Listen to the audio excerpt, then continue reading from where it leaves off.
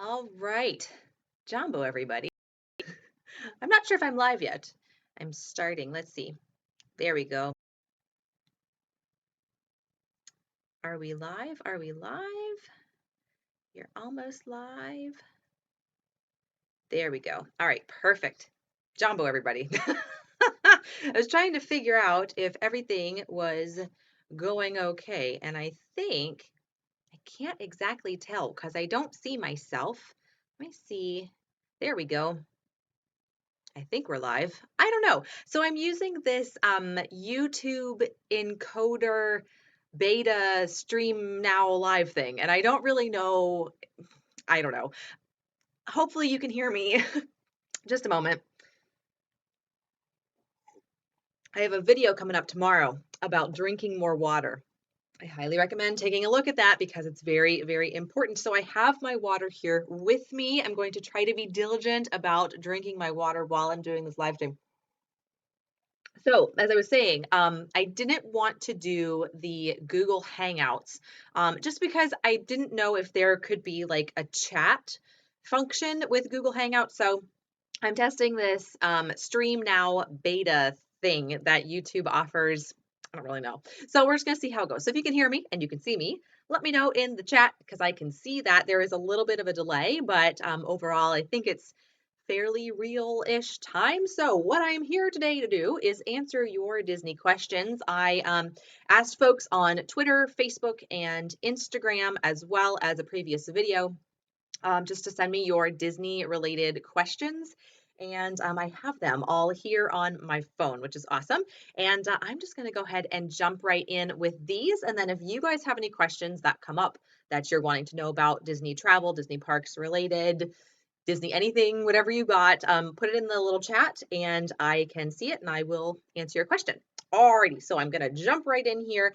This is from Instagram, and I don't know if I'm going to say her name right, but it's Barbiri6. I'm hopeful that's correct. She asked me a lot of questions on Instagram, so I'm gonna go ahead and just kind of go through them here. So the first question she has is, what's your favorite pavilion at Epcot? This is a tough one because it used to be the Norway Pavilion at Epcot. However, they've changed it and Frozen has taken over. So I'm going to kind of hold off on saying that the Norway Pavilion is my favorite now until I see the update and all of that. So I'm going to go with Mexico. I love that inside outside kind of feel. There's the little boat ride that goes through there, the Grand Fiesta Tour with the Three Caballeros. The restaurant that's in there is actually pretty good, even for like gluten allergies, which is what I have. They do a good job. We're planning on eating there on our upcoming trip, which is coming up fairly soon. So yeah, I'm just going to go with the Mexico Pavilion. All right, so her next question is, do you stay all day in the parks? It depends on the time of year.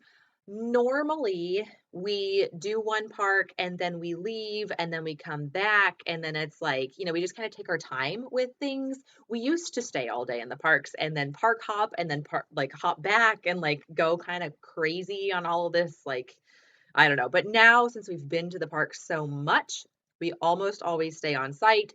We just take a little break, maybe right after lunch, somewhere around 1 o'clock ish, go back to the room, hang out there, maybe take a swim or whatever, and then we go back to the parks for evening touring and fireworks and all that. So hello, I see people in my chat now. That's fantastic. All right, so I'll get to your questions in just a second. So I'm going through, still, this is Barbiri6 asking these questions from Instagram. She's asked if you can change one thing in Disney, what would it be?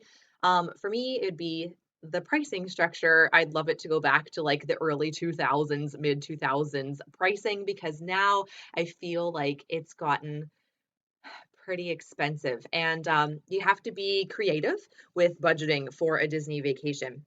And I'll be talking about that a little bit later because I know some people asked about that. So that's one thing that I would change about Disney, but that's just a personal thing. You have to save up for it. I mean, that's just kind of how it goes. All right, so going on, do you have a neat tip that no one knows that you can share?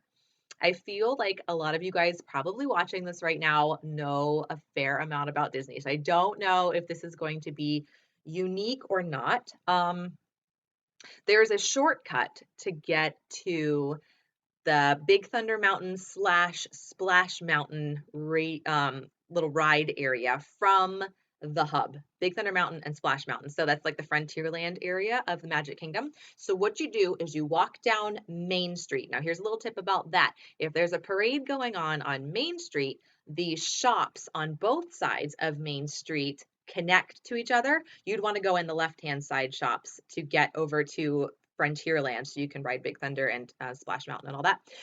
But either side, if you want to go over to Tomorrowland and there's a big parade going on and there's like people everywhere going down Main Street, walk through the shops and that will get you to where you want to go a lot quicker. So going on. So if you're walking down the left-hand side shops as you're facing the castle, you'll come out kind of by Crystal Palace, take a left and go into Adventureland. Once you're in Adventureland, you walk about maybe 20, 25 feet in, and there will be restrooms on the right-hand side. Cut through there because there's like a little alcove, I don't know, for lack of a better term, alleyway, I don't know. So just walk through there, and that is a shortcut to get you right into Frontierland without like the mass of people that are all trying to go like straight towards the castle to get to like the new Fantasyland area, which is no longer called New Fantasyland.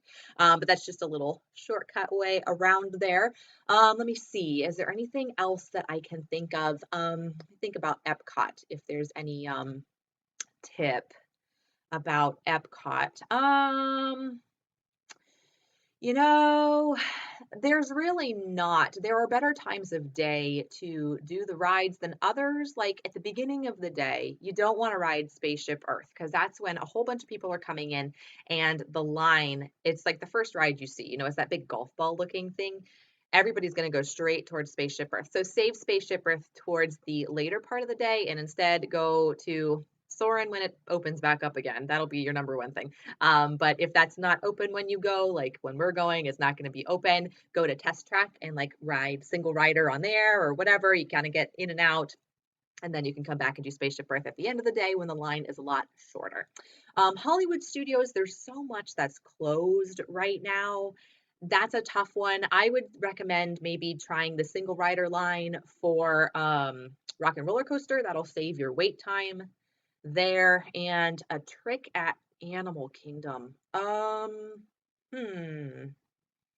to think if there's anything special at Animal Kingdom that people wouldn't know necessarily. I can't think of one. The biggest thing I love about Animal Kingdom is like finding all those details. So my friend Paul, WW Prince, has a great YouTube channel. You should totally check him out. Just it's WW Prince, WDW Prince, and he talks about all the little details at the different parks. And he has a lot of them about Animal Kingdom because there's just so much cool stuff around. And there are lots of little places, like if you pack your lunch or you get your lunch from a counter service restaurant or whatever, you can go and like have a semi-private eating area. One place I really like is when you go into Asia and you take a right, there's a little kiosk, I guess you'd call it that.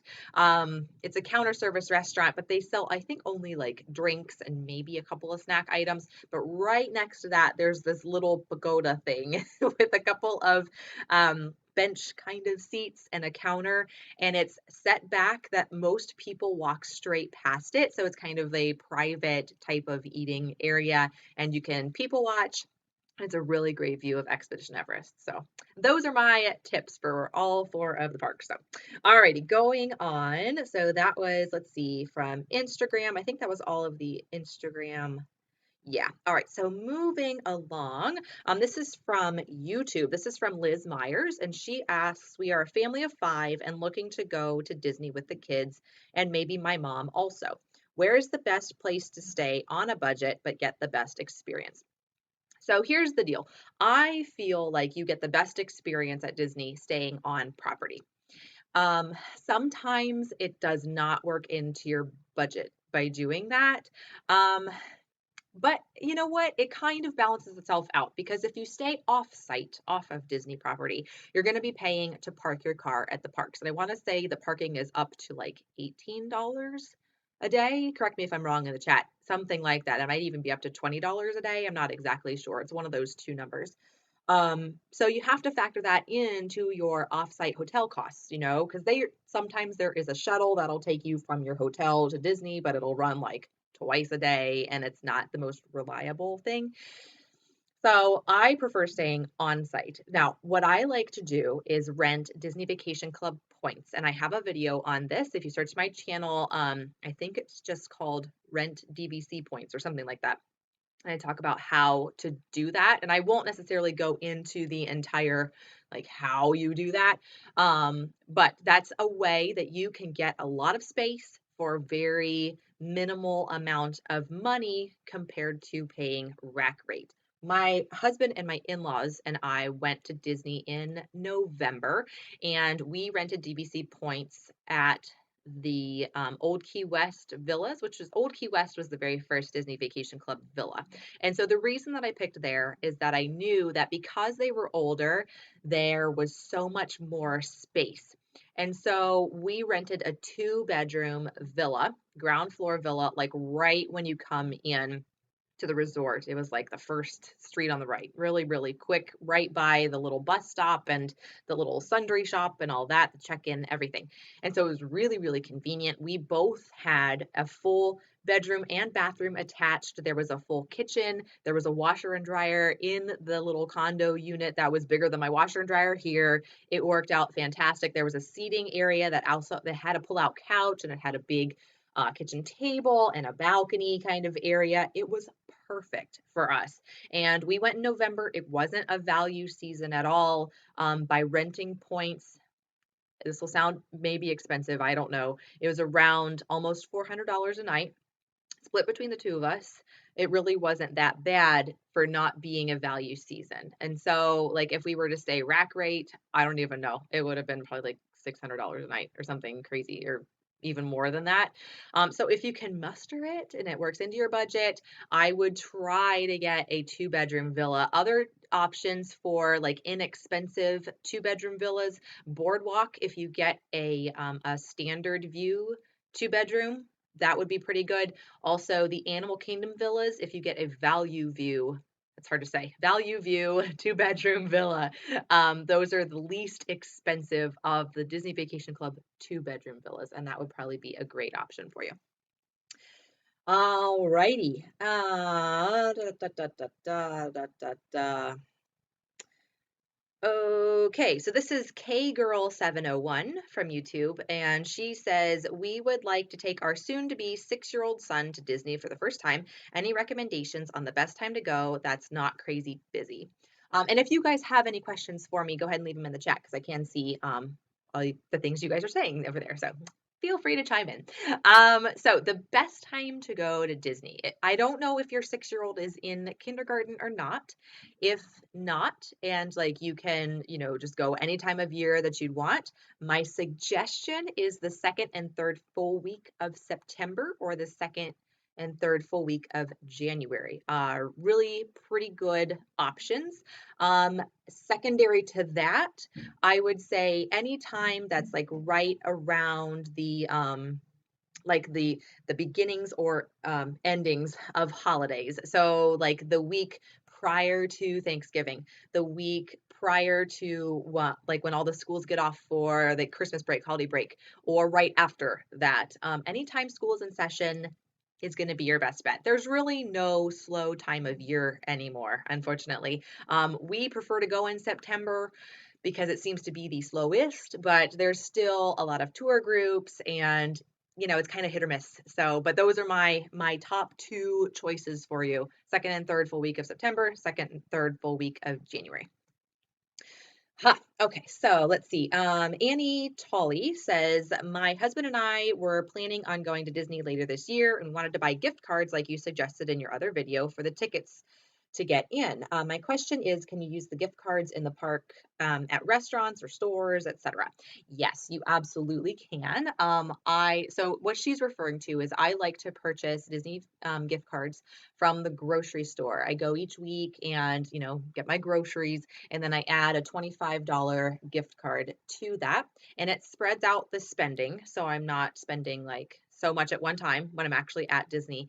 and helps me budget a little bit more. And then I like to use those gift cards on our table service meals or on souvenirs. You can use them on your hotel. Yep. At any of the Disney hotels will accept gift cards as payment. You can also use them at any Disney dining establishment as long as it's a Disney run establishment or in a Disney park. So, like the Swan and Dolphin, you can't use the Disney gift cards. I wish you could, but you can't because they are Westin and Sheraton owned hotels. They're not Disney owned hotels. So there's that. You can use them at Downtown Disney in the shops there mostly. There are some that you cannot. There are actually a lot of shops at Downtown Disney that are like, they're not big box, they're chain stores, I guess is what I'm trying to say. And some of them do not accept Disney gift cards, but most of them do. So yeah, any of the restaurants, mostly any of the shops, any of the hotels, you can use them online on Disney.com.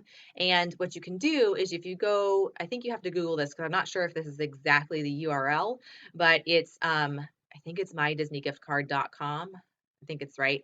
You can combine all of the Disney gift cards you've gotten in like $1,000 increments up to that onto one Disney gift card. So you don't have to carry around 20 gift cards. You can carry around like one or two, if you want to combine them all. So yes, freely use them as you will. They also work at the flower and garden kiosks for like the food kiosks that they have now, food and wine, all of that stuff. All right. So this is from KGirl701. She has another question. She says, "Can you give some suggestions for places that have good gluten-free menus or a good place that have gluten-free treats or snacks? My son and I both have to eat gluten-free. Thanks." Yes, I can. This is my world. So, for those of you who don't subscribe to my YouTube channel, you should. I am gluten-free, as is Mr. Simple Life, and so Disney is pretty much why we go to Disney. Is they are so good with food allergies, like super good with food allergies. Anymore, all of the restaurants seem to have or are starting to get allergy-friendly menus. And so now what they did in the past is you would put like you have a food allergy or whatever, and like on your reservation, and then they'd have a chef come out and talk to you, and it would take a longer amount of time. And it was fine. You'd feel comfortable eating your food knowing that it was allergy friendly, but it kind of was like you saw the chef coming, so you knew that table had a food allergy. So this makes these special diets diners feel a little more less on display, I guess. So when you say you have a food allergy, you just mark it on your reservation. When you're making reservations online on the Disney website, you can call in and do that too if you want. When you get there, they will have like a little receipt and it'll say allergy on it, and they'll know to give you an allergy menu. If you don't get one, ask for one. So then once you see that you can have your, whatever, if you have any questions and you're like, yeah, I really do want to talk to a chef still, they will send a chef out to talk to you. And who knows, maybe they'll make you something special. It just kind of depends on what you want.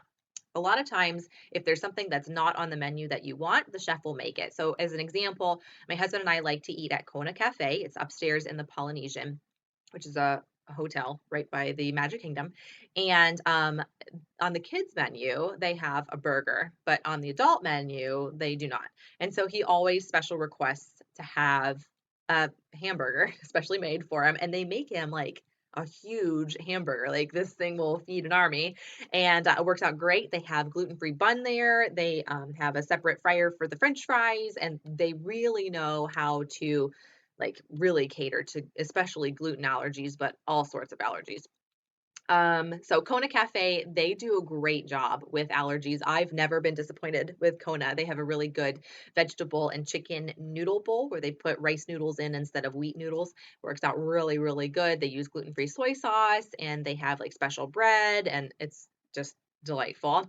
Another restaurant we really, really like is the Yachtsman Steakhouse. That's at the Yacht Club, which is over in the Epcot area resort. They do a fantastic job always. Like I I've never been disappointed in the Yachtsman Steakhouse. Same thing, they have gluten-free bread there. My husband really likes macaroni and cheese, and they make a glutinous macaroni and cheese that's made with truffles, and he just loves that. He thinks it's the best thing ever, but they don't have a gluten-free version on the menu. So he always asks the server to talk to the chef and see if a gluten-free version of the truffle mac and cheese can be made for him. Every single time they can. Every single time they have to go to Cape May Cafe, which is kind of down and around the corner, to get the gluten-free pasta, but they do that specially for him. And we don't have to request it ahead of time. We just request it when we're there. They do a fantastic job. Love them. Couple other ones that are really good. I really like La Hacienda de San Angel, which is at Epcot in the Mexico Pavilion, but it's outside on the lake side. They do a great job with gluten allergies as well. Everything on the menu is gluten-free except for the battered shrimp. That's the only thing that's not gluten-free. So if you want like a shrimp taco or whatever, they'll make you grilled shrimp. You just have to tell them to not have it breaded. Other than that, everything else is gluten-free on the menu. So that's delightful. Um, Other restaurants that we've dined basically everywhere. I guess the harder thing is to tell you what restaurants to avoid. Man, I we didn't have a good experience at Le Chefs de France, which is the France Pavilion, the lower level restaurant in Epcot. Wasn't good. They gave us a plate of boiled vegetables and charged us $25. It was horrible. So that was one restaurant that I would totally avoid. We used to avoid ESPN Club, but now they have a gluten-free menu, so we're gonna try them out the next time we go. For snacks and things, at Animal Kingdom, there's an allergy kiosk that has everything from like gluten-free rice chips. I think they're the Lundberg Farms, if I'm saying that right, rice chips. They have Lara bars there. They have Baby Cakes products, which Baby Cakes is a dedicated gluten-free bakery that's at Disney Springs. It's not called that anymore. It's called Erin McKenna's. I don't know if Baby Cakes is even in the title anymore. Erin McKenna's NYC, I think is what it's called. And they do a great job. Dedicated gluten-free bakery. You wouldn't even know. And like glutinous people would love the food there too. It's just so good. So everything there is gluten-free. It's also vegan too. So if you have dairy or egg allergies, really good place to go. They have little cupcakes and like treats and stuff all around the different Disney resorts in the food courts or in um, like a boardwalk in their little sweet treats kind of. I don't know what they call it now. Oh no, that's closed right now. Never mind. Disregard that one. Go over to the beach club. They have them there. And they have them at so many of the different, even the table service restaurants kind of keep a stash of those kind of things in the freezer for allergy diners that come. So you won't go wrong with anything from Erin McKenna's. It's totally delicious. Let's see, Downtown Disney, Raglan Road. They do a great job. I would recommend them. Did I miss one? Hollywood Studios. We don't normally eat at Hollywood Studios. If I were to eat there, I would go to 50's Primetime Cafe. I've heard they do a fantastic job. Did I miss anything? Magic Kingdom. The If you can get in to be our guest, I would go to be our guest. Other than that, they do okay. It's not like they do a bad job at any of the restaurants there, but there are a lot of buffets. I think probably your best bet for like a counter or a table service, quick service with seating area, I guess, I don't know, area, is the Liberty Tree Tavern and the one that's next to that. There's Liberty Tree and Columbia Harbor House. So if I were eating at the Magic Kingdom, it'd be one of those two restaurants. Whew, was that long-winded or what? I can talk about Disney food like seriously all day long. It's kind of an obsession. Okay, so this question is actually about Disneyland. I don't know a whole lot about Disneyland, but I'm going to read the question anyway. So it says, this is from Alejandra Macias, I think. Me and my husband were thinking of taking our 4-year-old and 2-year-old to Disneyland for the first time. It's been a while since I've gone to California, so I have no idea where to begin planning our vacation. What would you recommend as far as the best place to stay, best travel months so it's not so crowded? Yeah, right. And best attractions for kids that young. So this is hard for me because I've never been to Disneyland. However, we have started planning trips to Disneyland in the past, so I kind of know a little bit about the planning. The thing about Disneyland, which is different than Disney World, is if you stay off-site, there are so many hotels that are good neighbor hotels that are like right there, like seriously across the street and maybe up a block a little bit. You really can't go wrong. So I would honestly do a Google Maps kind of overhead view and see what the closest via walkway is to the front of Disneyland. I want to say when we were planning, and this was like a number of years ago, I I think it was a Best Western that we were looking at, but I can't remember. So my suggestion for you is if you're not on the Disboards, which is disboards.com, check that out. It's a message board and there is a Disneyland forum right in that message board. And there's a really good podcast that Tom Bell does with it's the Diz Unplugged Disneyland edition. It's hard to say. They're a great resource for everything Disneyland planning. I also like if you're looking for like YouTubers that do Disneyland stuff.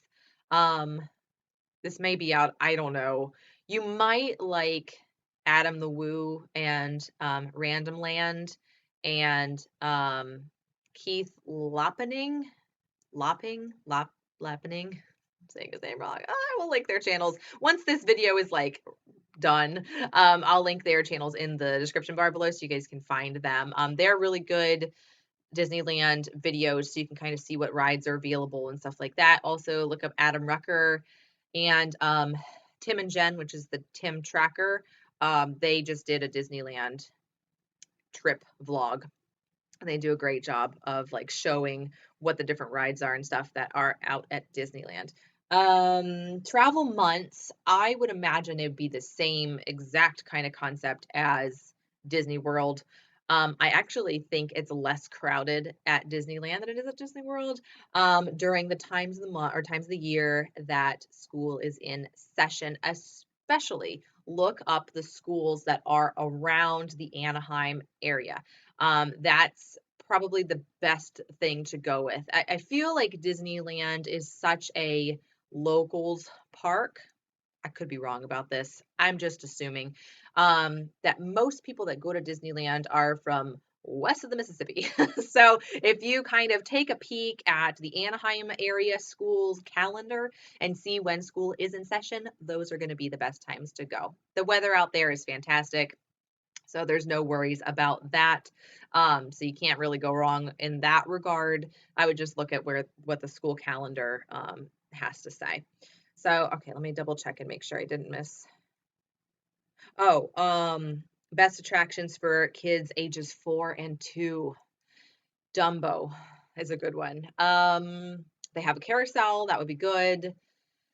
Other things, they have a lot of the original kind of rides, especially at Disneyland itself. Maybe not so much like the other areas where they have like California Screamin' and like Tower of Terror and that kind of stuff. I don't even know what they call Paradise Pier area.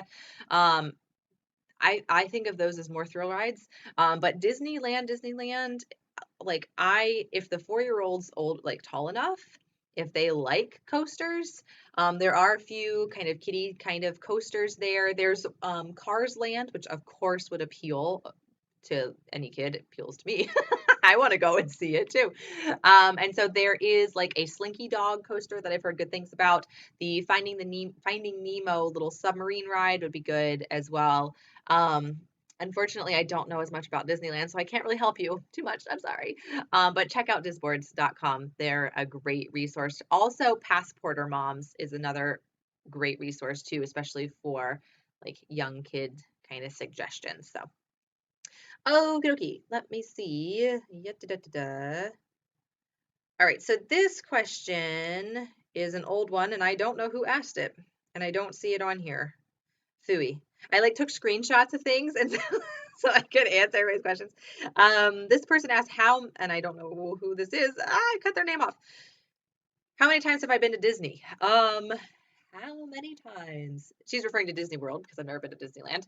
I have been to Disney over 10 times. I want to say maybe 13 times. Is that right? I think that's right. So I went when I was three-ish. Um, I went when I was 9. And then I went when I was like, I think I was like 1 or something, like really, really young. So I don't remember that. So that was like kid years. And then after that, every trip since has been since I've been over 22 years old.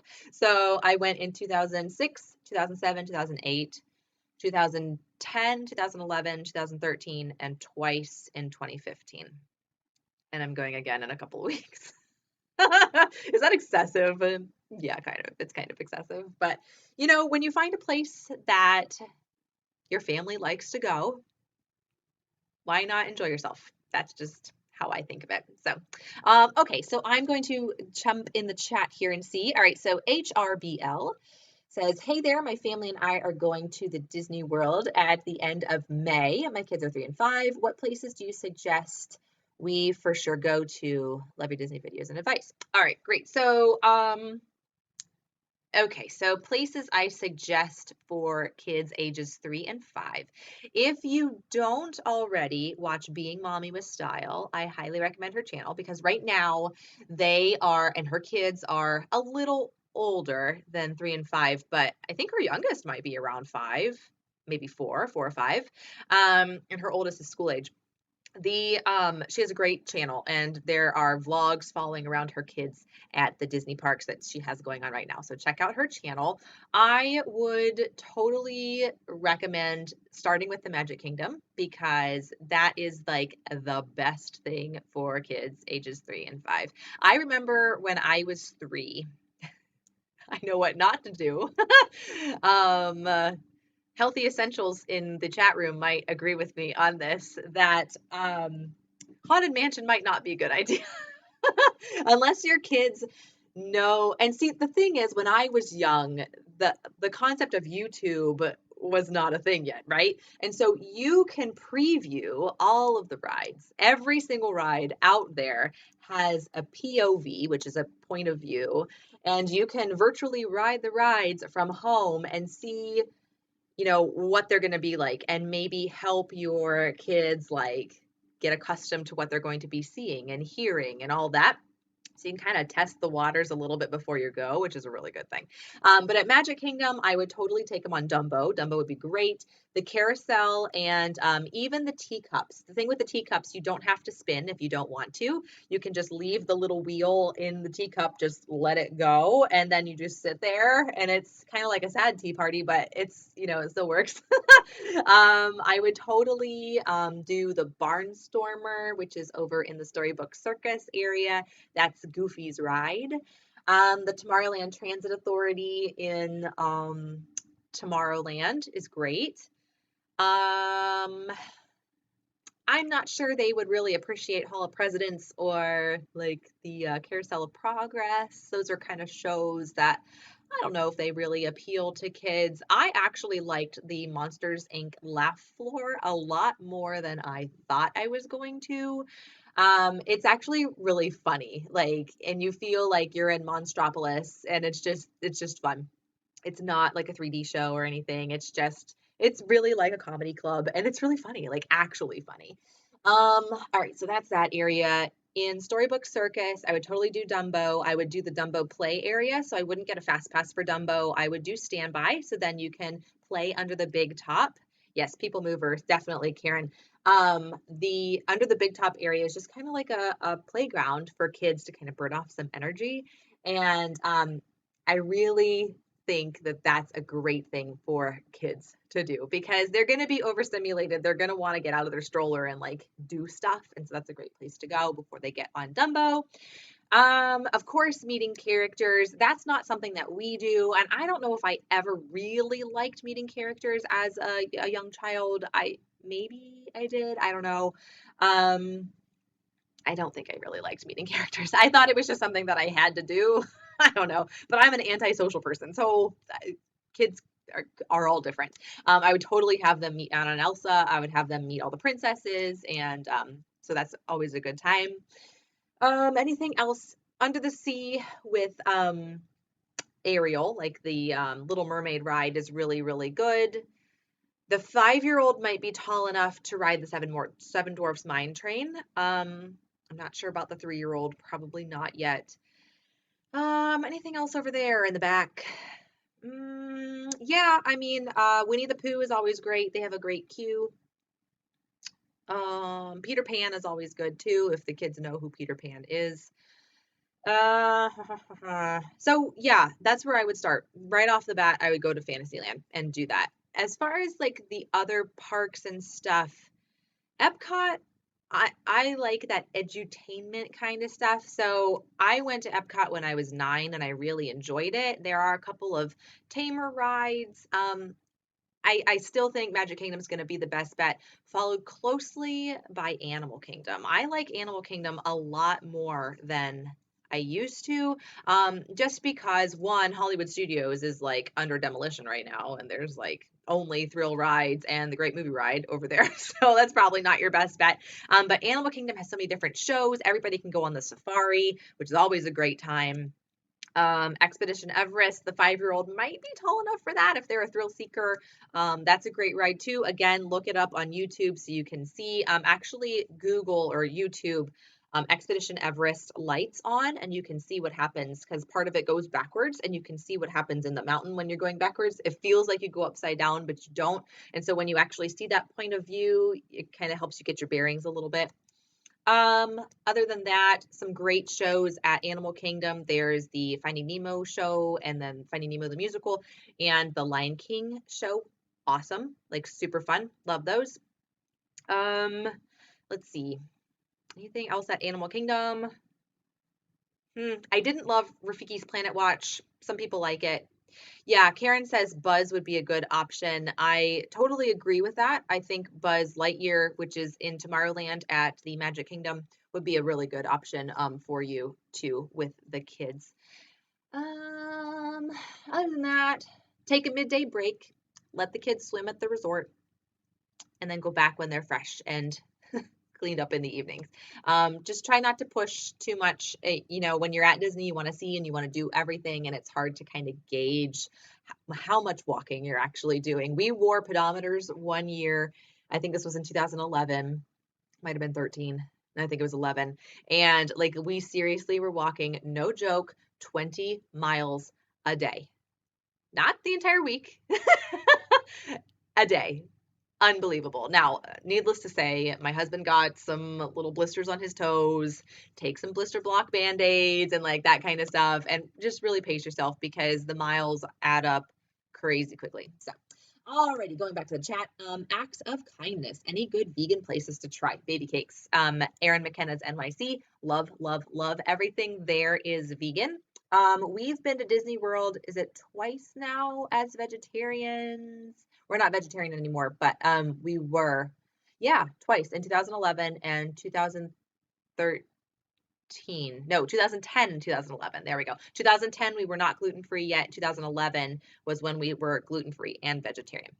So, vegan places, there is yeah, a couple of things actually that might be helpful. There's a great website that's gluten-free, dairy-free at Walt Disney World, and that is not like a vegan specific website, but she does talk about dairy allergies, and a lot of the stuff that she gets is because it's dairy free. It also falls under the vegan category too, because there's no eggs and things like that. So that's a great resource. The person that is the manager, Emily Westoff, or it used to be the manager of Erin McKenna's NYC, is vegan too. So look her up. She, I think, has done some podcasts on this. And actually, funny story, I think Stacy, who does the, what do you call the must do's? It used to be the top 7 must sees, but now they've changed it to the must do's. She is either vegan or vegetarian. I don't remember which one. So she's been on a podcast too. I want to say it was WDW Today, about vegetarian and vegan dining at Walt Disney World. So there's some information on that. I would suggest Sanaa, which is at the Animal Kingdom Lodge, but it's in the Jumbo House, so it's the newer part. They do great with vegan dining. What I would do when you make your dining reservations is to make your, put an allergy request in for, anything that's not vegan. So like eggs, dairy, I think shellfish is listed there too. And just put in the little comment section vegan. Every single restaurant seems to have a vegan option or a vegan modification. Rumor has it, and I don't know if this is still true, at the Magic Kingdom, the Dole Whips, I believe, are vegan. I don't know how that is. I'm not 100% sure. I don't advocate for those. They do have a pineapple spear at the same place. I think they have it at Aloha Isle and the other one, Sunshine Tree Terrace. I want to say both of those have a pineapple spear. I know that the strawberry bars that you can get at Epcot and at Magic Kingdom, I'm assuming you can get them at Hollywood Studios and Animal Kingdom as well. Those are made by Dole and those are vegan as well. Um, Let me see. As far as other table service restaurants that have good vegan options, I would check out the new Jungle Cruise restaurant. I can't think of the name of Skipper Canteen. I think they have some stuff that is vegan and can be modified as being vegan. I've heard good things about that. Animal Kingdom itself has not Tusker House, the other one. Yak and Yeti has some good vegan options. And I would avoid the steakhouses. That kind of goes without saying, I suppose. Anything else? Definitely hit up Erin McKenna's because you won't go wrong with their bakery treats that are all vegan. Okay, so Tara Dively says, we are going in September with our 2 and 10-year-old kids. What time do you think is best to go back to the hotel to rest during the day? You're welcome, acts of kindness. So that we can return to the parks for the nighttime shows. Okay, this is a really good question. Huh. What we like to do is we start at the parks. If we can get there at park opening, it's like amazing. Don't know why we can never get there at park opening, and we're always like so excited and early risers and this and that, but then I have to pack our lunches and then we have to get all suited up with our like bags and this and that and the other, and there's always stuff going on. I don't know. So anyway, we try to get to the parks at park opening and we stay through our eating of our packed lunch that we have with us. Normally we leave around 1-ish. The heat of the day, surprisingly enough, does not happen until 4 p.m. roughly. Normally we think like 12 o'clock because it's high noon, the sun's like right over your head and whatever. But I don't think so. Like the actual air temperature doesn't really heat up until 3 or 4 o'clock. So I would wait until after that. Maybe go back to the parks for dinner or go to a resort for dinner and then go back to the parks after dinner. That main like 1 to 4 time period is a great time to go back to your room, to swim, to relax, take a shower, take a nap.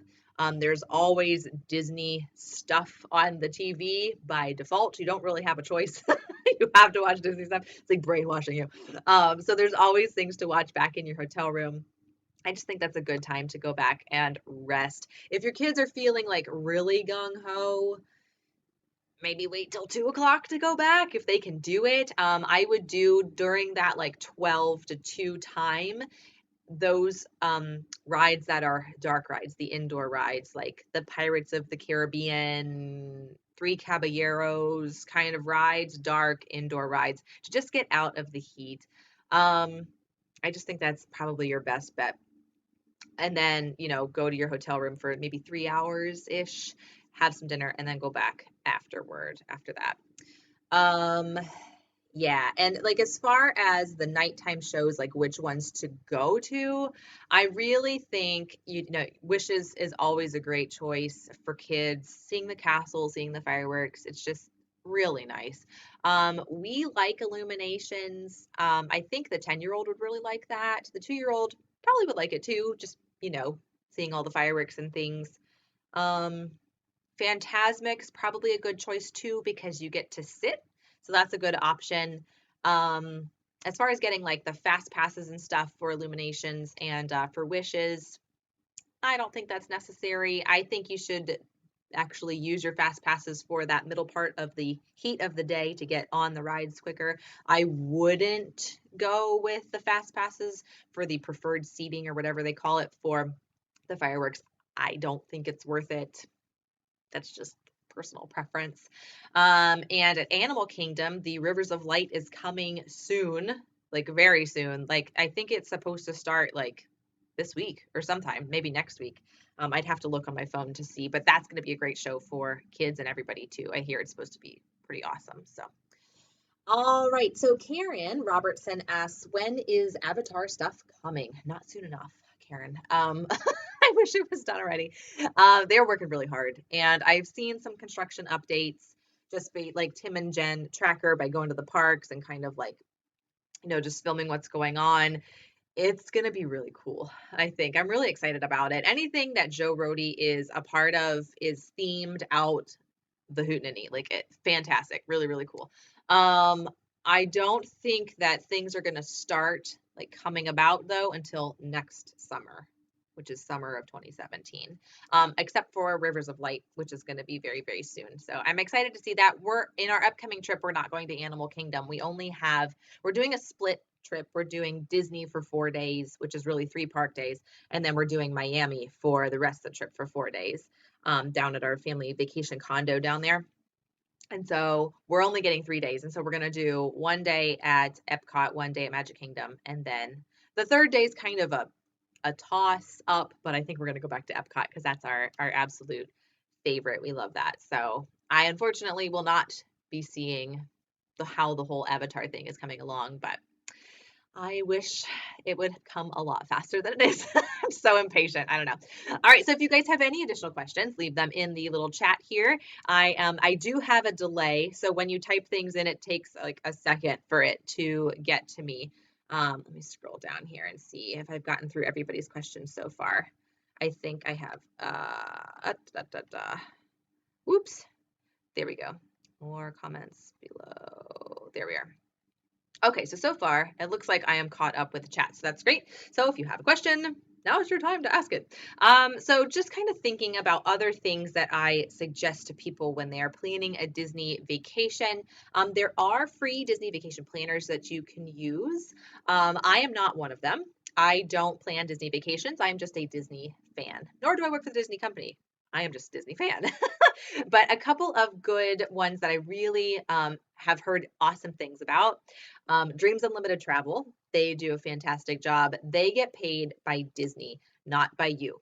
And so what they'll do is they will, if there's like free dining that comes up during the time that you're booked and you're going to save money, they'll put free dining in there for you. Or they'll like find different kind of discounts and stuff that you don't have to worry about. They'll make your dining reservations. They'll make every reservation that you could possibly need. They'll do it all for you. Another one that's really good, the Magic for Less Travel is a great travel agency to go through. If you feel like planning a Disney vacation is overwhelming for you, you've never been before, you don't know where to start, Disney pays these vacation planners, not you, So that works out really, really well for you. You're paying the same price than if you were doing all of the work yourself through, all of like the Disney website and all of that stuff.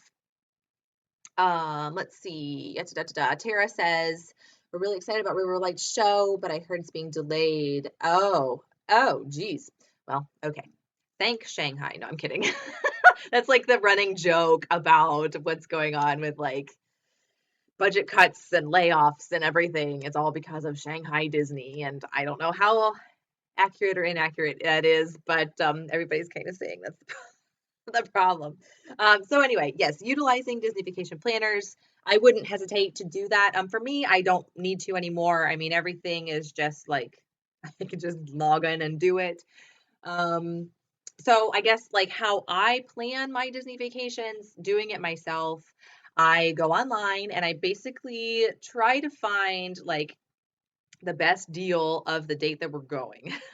Who doesn't do that, right? For us, we are going soon in just a few weeks. And we tried to rent Disney Vacation Club points for staying at either the boardwalk or at the beach club, part of the Yacht and Beach Club, Epcot area resorts. And because the Flower and Garden Festival is the new Food and Wine Festival, apparently, everything was booked up. Like I couldn't get a thing. Like I tried to get a studio, a one bedroom, a whatever, and they were all booked up. So we are going to be staying at Swan, which I'm very excited about. We haven't stayed at the Swan for, oh my, 10 years now? No, 9 years. It's been 9 years since we stayed at the Swan. But every time we go to Disney, we always make a point to go to the Swan because one, I love the way it smells, that whole scent signature kind of thing. And it just brings back such nice memories. And I like the Swan over the Dolphin just because it's a more intimate kind of hotel. It is called the Walt Disney World Swan, but it is not a Walt Disney World owned resort. It is owned by Westin. So if any of you guys have credit cards where you have Sheridan kind of points, no, Starwood points. Well, I guess Sheridan works too. Is it Sheridan or Radisson? Oh, shoot. I'm getting them confused. If you have a Starwoods credit card, you can get points for free stays at either the Swan or the Dolphin. So if you're opening a credit card and you use the whole credit card miles kind of stuff, it's a good one to cash your points in on and get a free stay at Disney, which is awesome. You get to the Hollywood Studios or Epcot, backside of Epcot via water taxi. So it's just a super duper convenient location. And it's just so nice. I just love it. It's just best pool like ever. It's just awesome. They have their own little beach. Really, really good. Love it, love it, love it. So back to what I was saying. I have my date in mind. I look to see what hotels have deals going on, if there are any, and go from there. For as like, how do I choose what parks we're gonna do or what rides we're gonna do, making the ride reservations via the Fast Pass Plus stuff, that kind of just is spur of the moment, how I'm feeling, what I think we're gonna be wanting to do. Um, we got our tickets as 3-day tickets. When I buy tickets, this is a little secret tip for you guys. I don't buy them from Disney. I actually subscribe to the mousesavers.com. It's mousesavers.com with an S. Their newsletter. Every month they put out a little newsletter that goes to your email.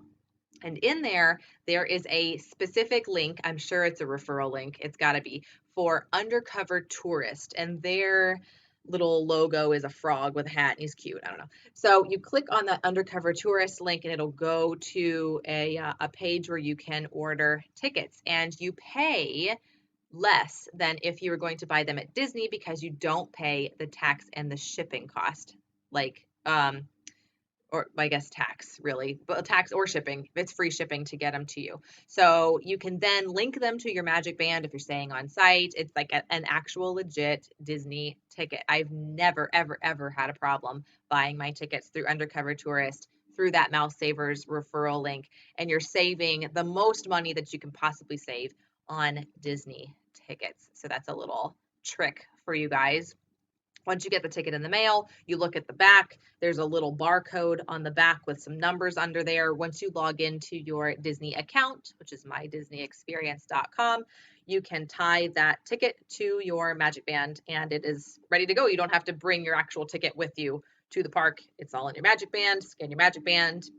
Bingo, bango. There you go. So there's a little money saving tip there for you. The thing that you can't do is you can't use Disney gift cards on the Undercover Tourist tickets, if that makes sense, because it's an authorized third-party ticket broker. There we go. One thing that has been a lot of fun for people, including myself, is you can decorate your Magic Band. I have a video on that. I will link it in the description below this video in case you want to see how I did it. I literally painted on my Magic Band with some nail polish. And it worked out great. And it worked fine. It didn't mess with the sensor at all. I ordered a pink Magic Band and I used little glittery kind of sparkle nail polish on it to make it a little blinged out.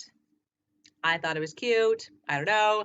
I did not decorate my husband's Magic Band, so his is just green. whatever. That's all right.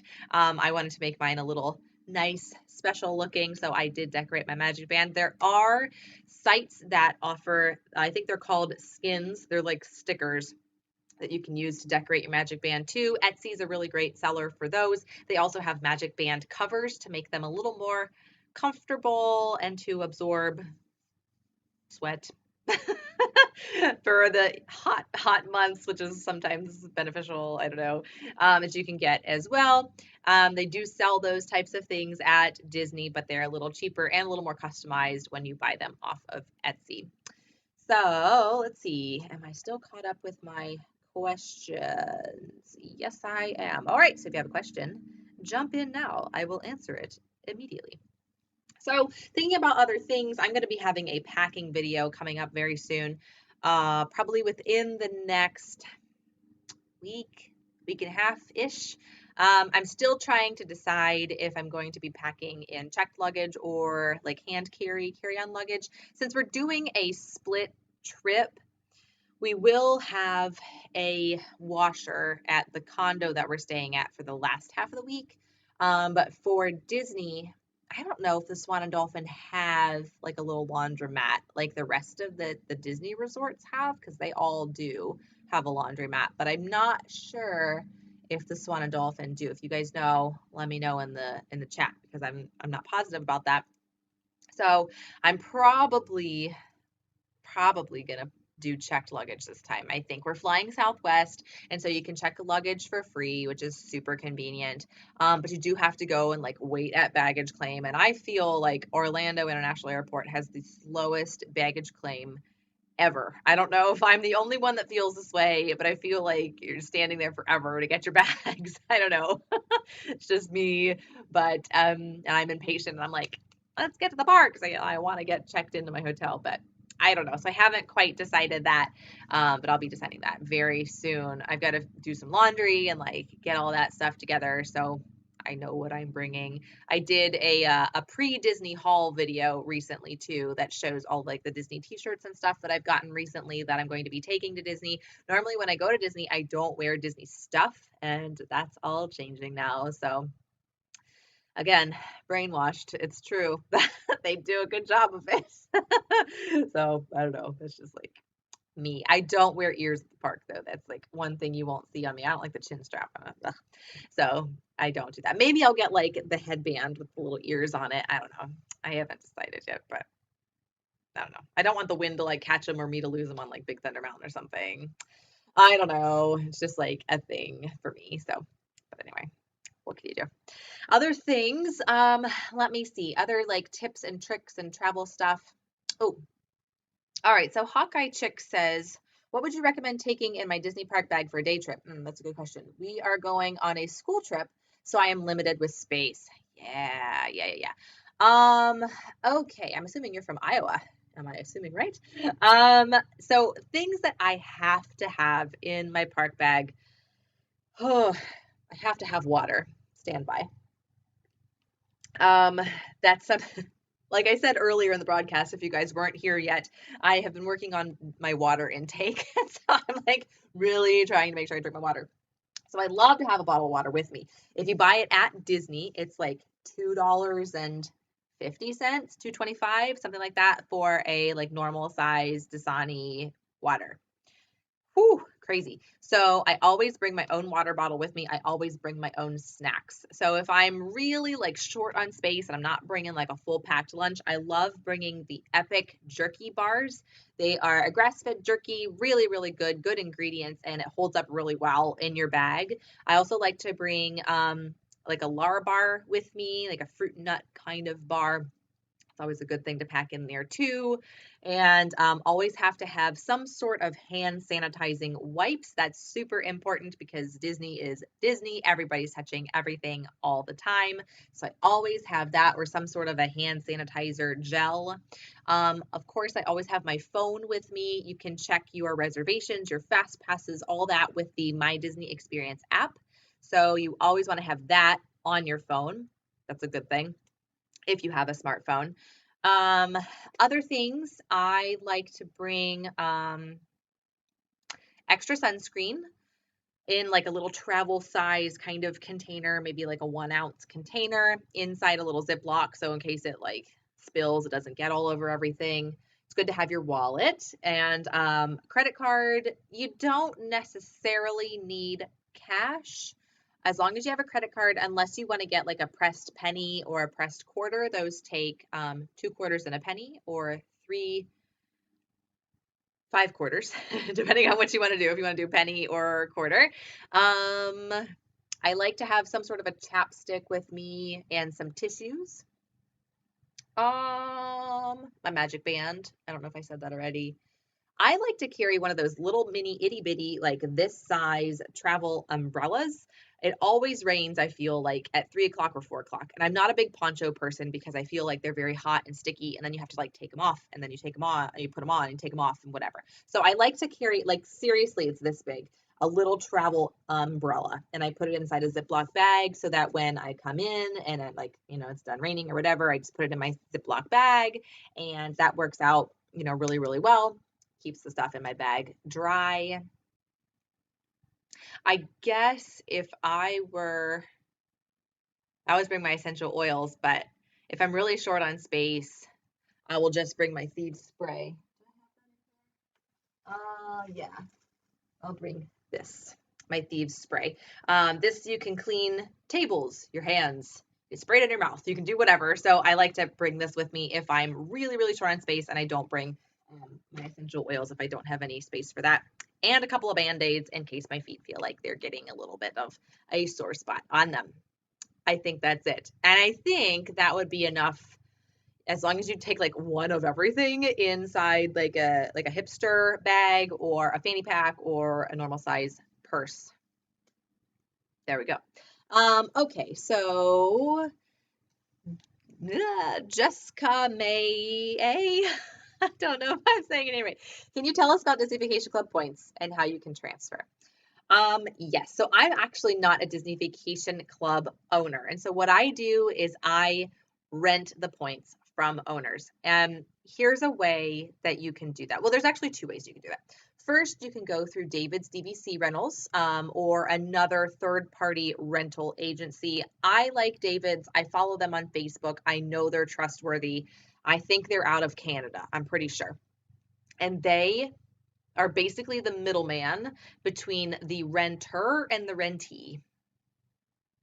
So they are hooking you up with a Disney Vacation Club owner who has points that they want to rent out, that they aren't using, and you don't have to deal directly through them. You're dealing through the rental agency. I'm pretty sure their price right now is $14 per point, which is a little more expensive than the second route of doing it yourself. And the second route is by becoming a member of the Disboards, disboards.com. Once you become a member there is a DVC, or Disney Vacation Club board. You click into there, and then there's a whole bunch of threads that are talking about like everything and everything Disney Vacation Club. And one of those is the DVC Rent and Trade Board. So when you get on there, then you can see these owners that, David's is hooking you up with. They're kind of that middleman. You're dealing directly with the owners that have these points to rent. So once you kind of hook up with them, you're renting your points directly from an owner. I hope how I'm saying that makes sense. So when you're first thinking about renting Disney Vacation Club points, you need to know the time of year you're going and where you want to stay. When you know the time of year and you know where you want to stay and how long, you're going to need to know how many points you need to rent, either from David or from the people that you're going to be renting directly through if you go through the Disboards. Once you figure that out, and you can do that by just Googling DVC point calculator, and you type in your date, the resort you want to stay at, the room type you want to stay in, and it'll tell you how many points you need. Once you have that idea, then if you're going through David's, you just tell them that information, you give them your information and say, this is when I want to stay. And they take care of finding the renter and like all of that for you. If you're renting directly from a person that owns at DVC through the Disboards, then you're going to give that person the date that you want to go, check in, check out, the resort you want to stay in, the room type. So if you want to stay in a studio villa, you want to stay in a 2-bedroom, a 1-bedroom, a grand villa, etc. whatever it is, and how many points that your little calculator figured out. Then you give them your information, and they are the only ones that can do this. They call and ask and see if that room type is available. And a lot of times the renters will ask, or the renters, people who own the DVC points, whatever, they will ask for a couple of different options of hotels you want to stay in. So for me, I always give them the option of the Boardwalk and the Beach Club. They have two different amounts of points. I include both of those in there. I'm okay with it. Whichever one they can get for me. I'm mostly concerned about the area that I'm in. I want to be in the Epcot area resorts. I'll pay a little more to stay at the Beach Club. It's totally fine. My first choice is the Boardwalk. If they can get me in the Boardwalk, they will. If they can't, then they'll send me over to the Beach Club. If they can get me in there, that's great. So that's basically the gist of it. A couple of words of caution about that is that they're non-refundable. So you're doing this transaction with another person. A lot of times they ask you to pay like half down or everything right up front, mail them a check, or use PayPal and put it on a credit card. So you need to kind of work that out with the person that you're renting from, because you're renting from a person, you're not renting from a company. Whereas if you're renting from David's DVC, I'm pretty sure they, take credit card or whatever. They'll work with you on that.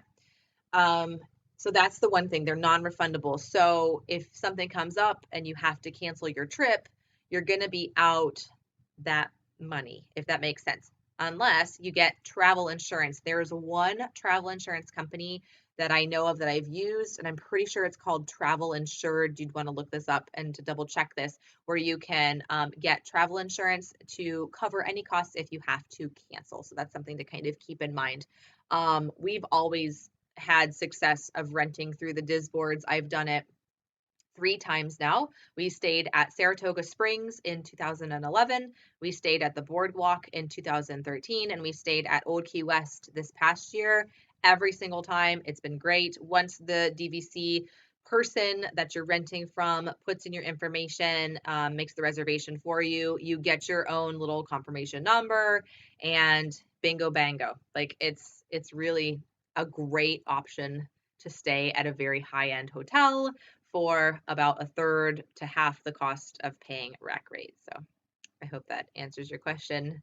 It seems like a lot at first, and if it is, just go through David's DVC rental because they do all the legwork for you. So, all right, Hawkeye Chick says, I was wondering if you knew what rides we should try to get in line for first thing in the morning at Disneyland. You guessed correctly. I'm from Iowa. Okay, yeah, cool. At Disneyland, I am not as familiar with Disneyland. A couple of things that I have seen just by watching vloggers go to Disneyland. Really popular ones are pretty much the ones you would expect. So like if you're going to Paradise Pier, California Screamin', Tower of Terror, at Disneyland Park itself, I would go to Cars Land, and hit up like the little racers that are like Test Track, but I can't remember what they're called. Something Springs Racers. I can't remember the name of those. Other than that, let's see. I'm trying to like work my way around. Space Mountain, of course, is always a popular one.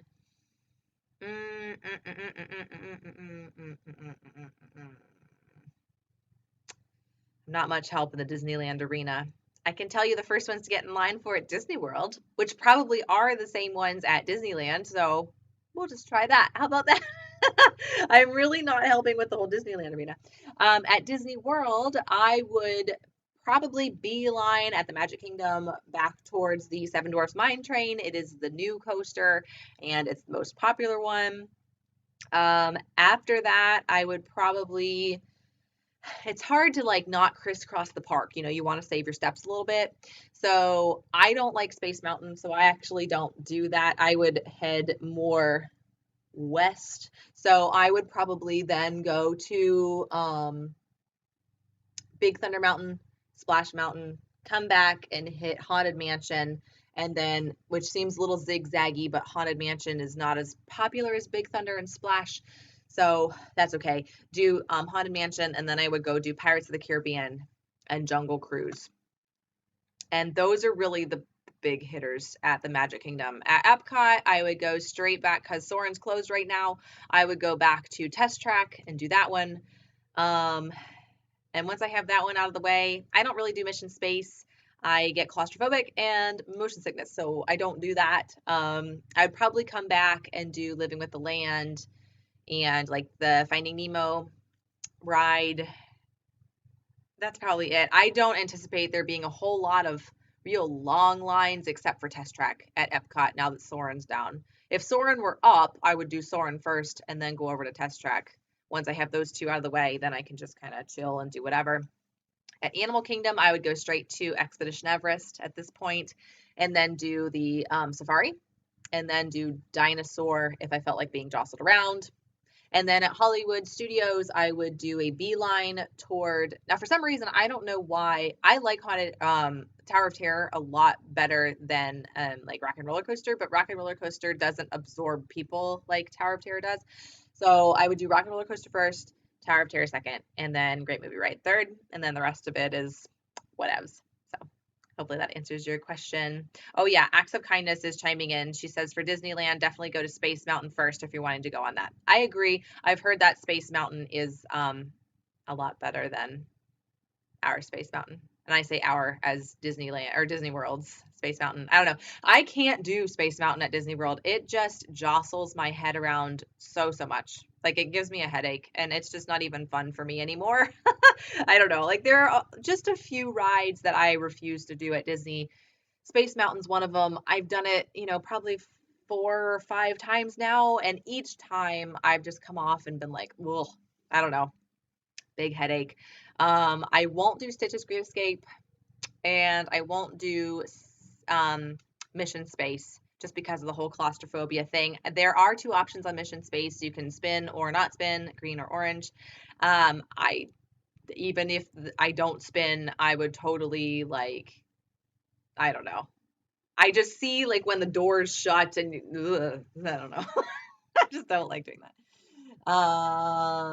Acts of Kindness is going to go to hopefully Disney World this summer. I've been to Disney World this summer one time and it was so hot. So drink lots of water if you're going to Disney in the summer and pack your patience. It was pretty busy.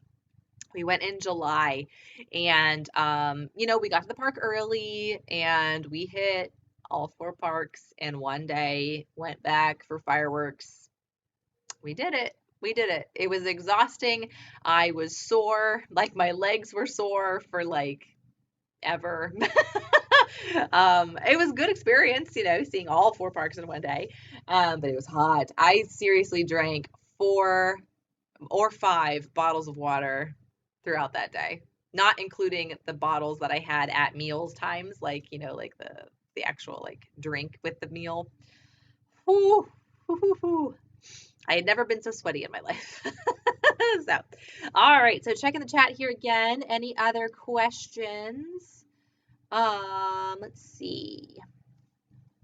I'm gonna scroll down and just make sure that I haven't, or scroll up and make sure I haven't missed anybody thus far. Whoop. All right. Well, I think I'm caught up. So I've been at this for an hour and 12 minutes. You guys have stuck with me. Thank you so much. So this video will be saved. If you guys, have additional questions for me, feel free to put a comment below the video after it's saved. And I'd be happy to answer your questions. I'll be back live on Thursday, which is the 21st, and I'll be talking more about healthy living, essential oils, any questions about me if you happen to have anything, organization, saving money, whatever. So if you have any questions regarding that, I will have a post on Instagram and on Facebook and on Twitter, as well as the video for tomorrow, which is all about drinking water. Ooh, my word. So yeah, ask me your questions if you have anything about whatever that you want me to answer on Thursday. I'd be happy to do that. All right, so I'm going to answer one last question from Hawkeye Chick. Do you have any tips on shoes I should wear at Disney? 2 ideas here. Since it rains in the afternoon, if you're planning on being in the park all day, there are shoes called Tevas. They are not the most attractive sandals in the world, but they're very comfortable and they are waterproof. And so if it rains, your feet are going to dry off really quickly, and they stay on your feet. So they're not going to like rub or like do anything, uncomfortable on your feet. If you want to go more like less sandal and more tennis shoe, I like Mizuno's. I think that's how you pronounce it. They are running shoes. My neighbor just started mowing, so I'm hopeful that you don't hear the mower going. Sorry, talk over him. Mizuno's work really well. I actually changed the laces out to be more bungee laces. I just got those from DSW, so they turned into kind of like a slip-on shoe. Really good for going through security. And they work great for me because they offer nice arch support, really good ankle support. So I really like those. I've heard that there are, oh, what are those called? Sketcher, I don't know if they're Sketcher. I think they're called Go Walks. Go Walks. I've heard really good things about those as well. I don't know if there's enough support in those for my feet. I have pretty flat feet, but I've heard really good things about those too. Crocs have kind of phased out at the parks a little bit. They were really popular there for a while, but then people's feet kind of like started sliding around in them, and then people were wearing socks with their Crocs, and then it just, I don't know, wasn't working out so well. So I would recommend those. All right, guys. Well, I am going to call it a night. Thank you so much for joining me today. I hope that you got some information out of this that was beneficial to you. And first live stream, it's getting kind of dark now, so I might need to change my location on Thursday. I don't know. But hopefully you all enjoyed this. Thank you so much. I will see you all again very, very soon. And I totally forget how to stop this broadcast. There we go. That's how. Okay. So I'll see you guys very soon. I have a video tomorrow all about drinking water. So be sure to stay tuned for that. And we'll be back live on Thursday, 7 p.m. Eastern time. All right, guys. Take care. I'll see you soon. Ciao.